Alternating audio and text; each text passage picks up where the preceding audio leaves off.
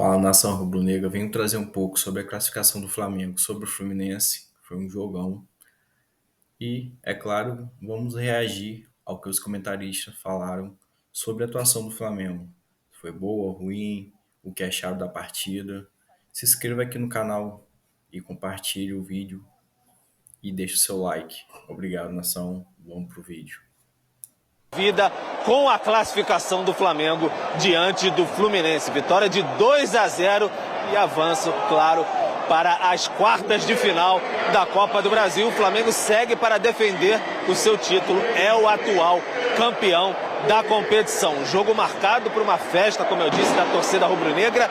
Mais de 69 mil torcedores presentes.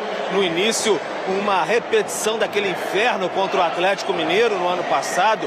Uma fumaça rubro-negra, também festa na arquibancada e pressão do time dentro de campo. O Fluminense começou até um pouco melhor, na posse de bola e tudo mais. Teve algumas oportunidades com o Cano no primeiro tempo, umas finalizações.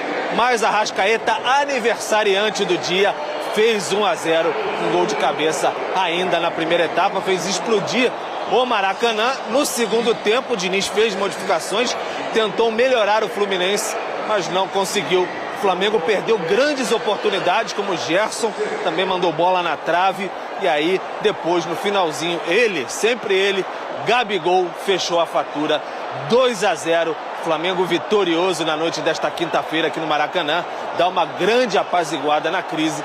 Depois da partida, ouvimos, claro, os protagonistas desse jogão aqui no estádio. Para mim, é uma alegria. O Flamengo gera muita expectativa, gera muita notícia e às vezes saem coisas que não são verdades. O nosso ambiente não tem nada que atrapalhe dentro de campo, que é o mais importante. Lógico, temos as nossas individualidades. Como um grupo de 30 pessoas, um é mais chegado do outro, mas isso não tem problema. O que importa é estar trabalhando forte, correr um pelo outro, como corremos aqui hoje, e fazer o melhor para o Flamengo vencer. E é assim que a gente vai seguir forte, como sempre foi.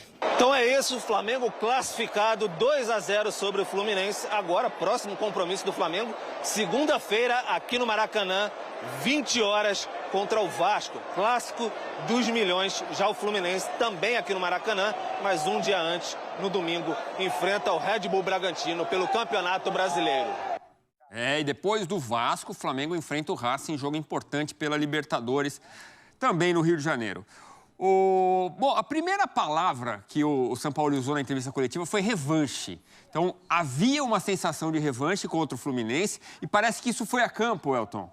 Acho que foi muito importante para essa vitória do Flamengo, com uma atitude, se não marcando lá na frente, como no primeiro jogo, mas com uma marcação firme ali com os 3 zagueiros, uma opção do Sampaoli. Afinal, foi justo o placar? Porque quando a gente olha as estatísticas, o Fluminense teve 72% de posse de bola. Mas o Flamengo foi muito mais eficiente, né, Elton? Para mim foi justo. O Flamengo se classifica com muita justiça, olhando os 180 minutos, né? O 0-0 no primeiro jogo e agora esses 2-0 no jogo da volta. Essa questão também, né, da revanche, a gente pode falar sobre isso, né, Edu? Não só revanche contra o Fluminense. Eu acho que o Flamengo trouxe para o externo muita coisa que estava acumulando internamente, né? E eu acho que isso, até depois do jogo, ficou muito bem claro, até pelas declarações dos jogadores. O fato é que foi um time que conseguiu jogar bem contra o Fluminense dentro da sua proposta, precisava de intensidade, e a gente já falou aqui algumas vezes, né? O Flamengo sente falta de jogadores criativos quando eles estão fora. E o Arrascaeta foi titular e o Everton Ribeiro ficou como opção. O Flamengo não pode ir a 8 ou 80 nessa história, né? Não dá para jogar sem um dos dois e muitas vezes não dá para jogar com os dois. É preciso ter um dos dois.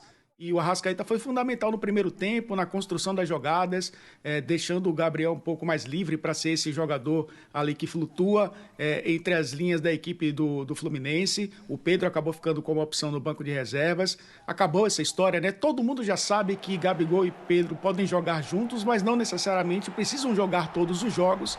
E o Gabriel foi a opção, e a melhor opção, né? Porque é um jogador de maior movimentação para abrir essa defesa do Fluminense. E esse sistema, né, com 3 zagueiros e 2 alas atacando o tempo inteiro, acabou ajudando demais para que o Flamengo também tivesse muito volume, né? Principalmente para fazer essa marcação-pressão na saída de bola do Fluminense. No segundo tempo... Esse lance é o mais doido do jogo, né? Primeiro, o Fábio faz a defesa, o Cebolinha manda na trave, a bola volta no Gabigol e o Fábio faz a defesa de novo. Pressão do Flamengo ali no segundo tempo, quando o Fluminense já estava no desespero para o ataque e acabou dando espaço lá atrás, né? Foram alguns contra-ataques do Flamengo, um deles acabou resultando no segundo gol do Gabigol, né? O São Paulo fez 3 mudanças, né? A primeira foi o Everton Ribeiro no lugar do Léo Pereira, e aí mudou um pouco também a forma da equipe jogar. O Everton Ribeiro entrou no lugar do Arrascaeta e aí ganhou mais profundidade, né? Abriu o campo do Fluminense e ganhou um pouco mais de profundidade. Para manter até essa intensidade, eu acho que o São Paulo dosou muito bem isso, né? Começou com um time intenso no primeiro tempo, fez mudanças no segundo para manter o ritmo. Era uma reclamação recorrente, inclusive, né, de uma equipe que não conseguia suportar 90 minutos com uma intensidade alta. A gente sabe que nenhuma equipe no mundo, né, consegue, em 90 minutos, os mesmos jogadores manterem uma intensidade, mas quando você olha para o Flamengo, que tem um elenco que tem uma profundidade maior, pode dar isso por mais tempo, faltava dosar as energias desses jogadores. E o São Paulo conseguiu dividir isso muito bem. O Everton entrou no segundo tempo, os dois Evertons, né? O Everton Ribeiro, aliás, entrou muito bem, né? Saindo da direita para o meio. Teve uma jogada que ele passou o pé por cima da bola, bateu de fora da área, quase faz um golaço. O Everton Cebolinha também abrindo o campo para tentar deixar desconfortável o Samuel Xavier. O Diniz sentiu dificuldades, principalmente porque o seu lado esquerdo não é criativo com os desfalques, né? Não tem o Alexander, não tem o Marcelo, o Keno. Ficou um lado esquerdo com áreas isolado ali, praticamente sem muitas opções. O Ganso caía muito mais por dentro, o próprio Lima também, né, fazia um jogo um pouco mais interno para os dois encostarem no cano. O lado esquerdo do Fluminense não deu muito certo. Então o Flamengo conseguiu explorar muito bem essas deficiências. O segundo gol, inclusive, sai na insistência, né, do time jogando ali pelo lado esquerdo da defesa do Fluminense, que o Gabriel consegue aproveitar e fazer 2-0 já no final. Acabou sendo um resultado de um time que conseguiu colocar sua proposta em prática e aproveitou muito bem as fragilidades de um Fluminense que vive um momento de instabilidade, mas está longe de ser um Fluminense ruim, de um Fluminense em queda. É algo natural de um time que joga com intensidade muito grande, que nesse momento da temporada, com os desfalques, acaba sentindo bastante a falta dessa intensidade. Uhum. O que o Diniz falou faz sentido, né? Agora, quanto às ausências, o lado esquerdo do Fluminense muito fragilizado, né? Tinha a opção do Alexander, não tinha Marcelo, as duas opções ali. Então, o Guga, mais uma vez, jogando invertido, né, do lado esquerdo. O Keno, uma outra opção, no ataque do lado esquerdo. Então, um Fluminense, vamos dizer, capenga, né? Acabando preferindo o lado direito. Agora, Elton, vamos dar uma olhada em números do Gabigol, que fez o gol da vitória. No final do jogo ele disse, vocês da imprensa, aqui não tem problema, o problema é com vocês. Mas o fato é que ele continua marcando. Estavam criticados sem marcar durante um tempo, mas olha só. Desde 2019, 55 jogos, 33 gols, artilheiro da equipe nesse período, sem contar campeonato estadual, tá? Então, 8 assistências, é o quarto garçom. E aí, daí para baixo, é primeiro em tudo. Em participações nos gols, em chutes por jogo, em chutes certos por jogo. Este é o Gabigol. Ali estava um cabelo um pouquinho diferente aí na nossa foto. E o Everton Ribeiro também fala, nosso ambiente é bom. Então, pelo menos tem essa disposição de deixar tudo bem. O Arrascaeta, o aniversariante do dia, fez um belo gol de cabeça e ele escreveu, juntos somos mais fortes. Vamos ver se o fato é que parece que o Flamengo deu mais um passinho ali, subiu mais um degrau na escada para chegar naquele futebol que o Sampaoli quer, que o torcedor quer. Não te parece, Elton?